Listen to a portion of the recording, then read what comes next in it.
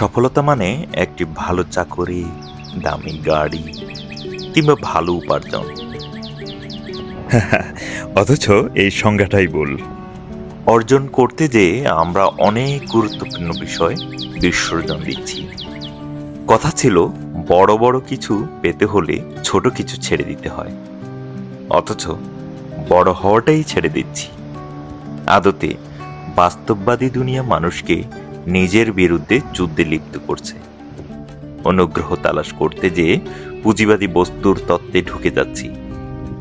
সম্পদ আর সম্পদ, অথচ এই বস্তুবাদী দুনিয়ার পিছনে ছুটতে ছুটতে আমাদের আসল গন্তব্য ভুলে বসেছি মৃত্যু নামক নির্মম সত্যকে।